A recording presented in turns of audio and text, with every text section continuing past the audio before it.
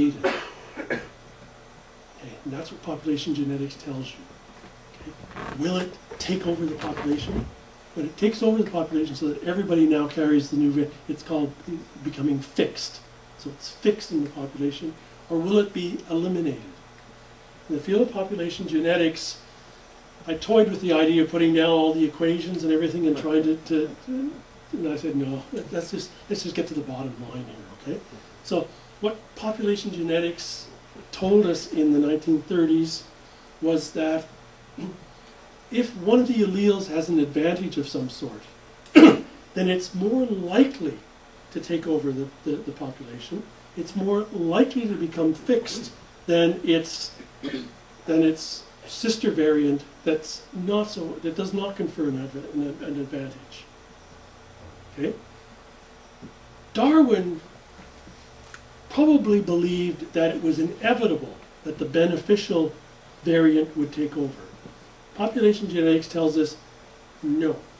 In fact, in most cases, it's not going to succeed.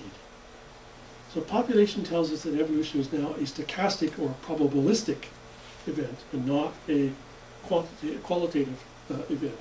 So that if it's an advantageous allele, the probability of it being fixed in the entire species or the population is 2s. And s just stands for this is selection coefficient, some measure of how good it is.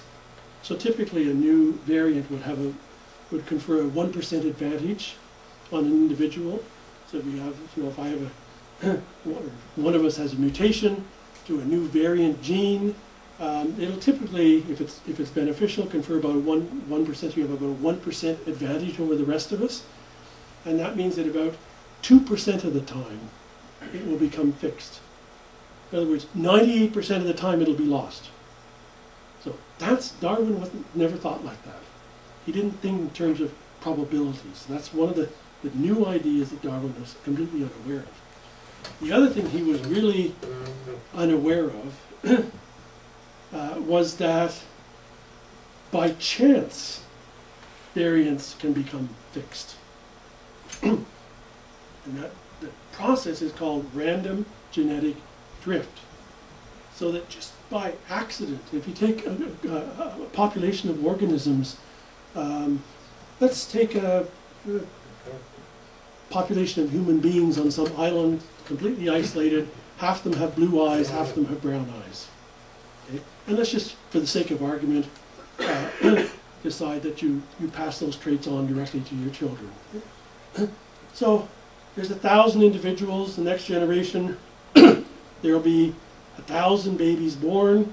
What are the chances that 500 are going to have blue eyes and 500 are going to have brown eyes? Okay? Well, on average, that's going to be true, but the chances of it actually happening are very slim. It's going to be 998 with blue eyes and 502 with brown eyes, or something like that, right? That's what population genetics tells us, that these are probabilistic events. So now you're starting off with a population, instead of being 50-50, it's 502 and 498, so there's already a bit of an advantage over time. A long enough period of time, a long enough number of generations, absolutely guaranteed that the end population will have all brown eyes or all blue eyes. Just by chance. It may take a long time. There are going to be a lot of fluctuations, but eventually, it's like if you have two people with stacks of money and they're flipping coins, heads you win and tails you win. Okay? Eventually, try it. Okay? One of you is going to end up with no money. Okay? It may take a long time, but it will happen. That's what population genetics tells us, that there's a randomness in evolution, and it's called random genetic drift. That just by chance, things will happen and will change.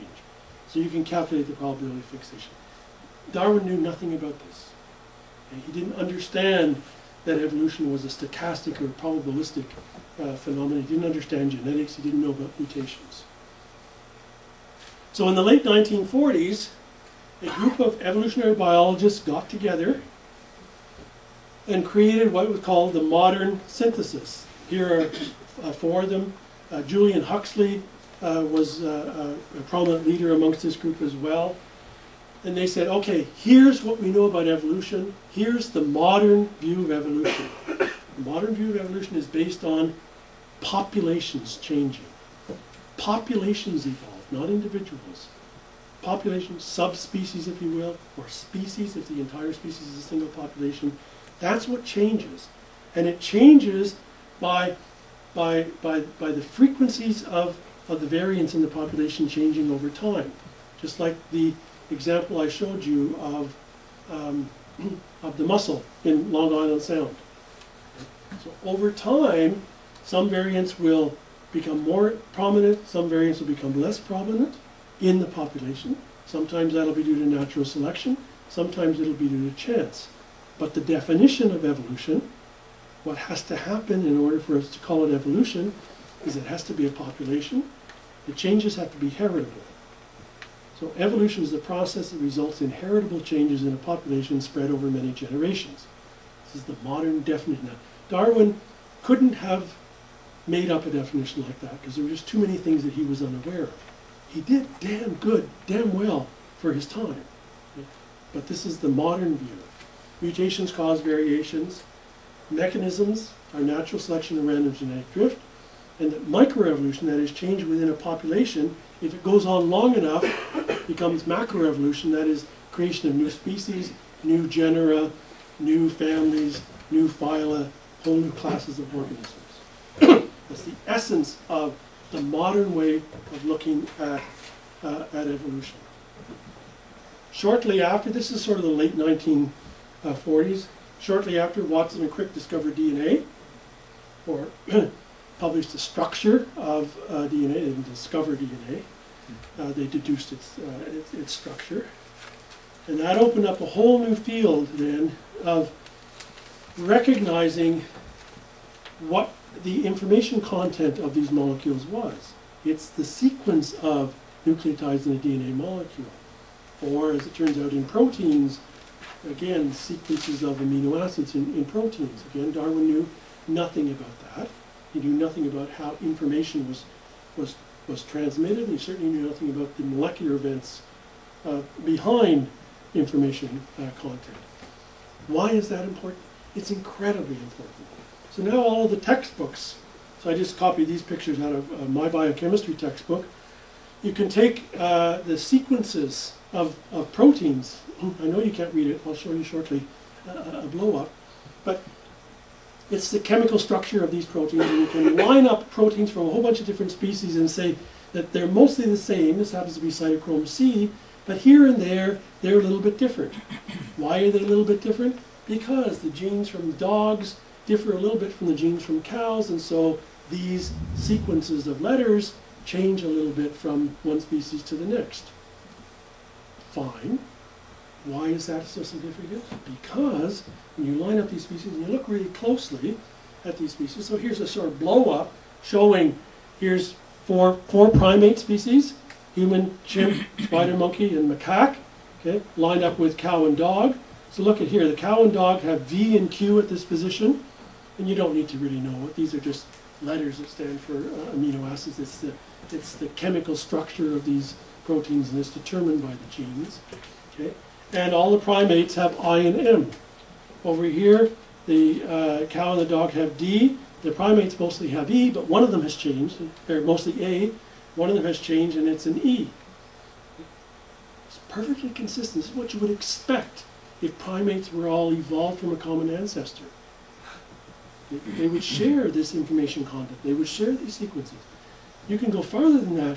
You can actually build trees based on the differences between these chemical structures. And lo and behold, the tree that you build from these sequences turns out to be the same tree that you deduced from looking at the fossil record and studying the morphology of the organisms.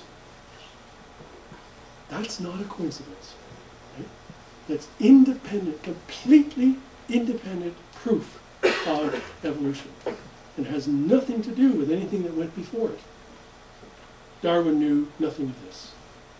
He would not have been able to, he was convinced that plants and animals were related, but he had no evidence for it. You know, I'm sure he looked really hard to find Objective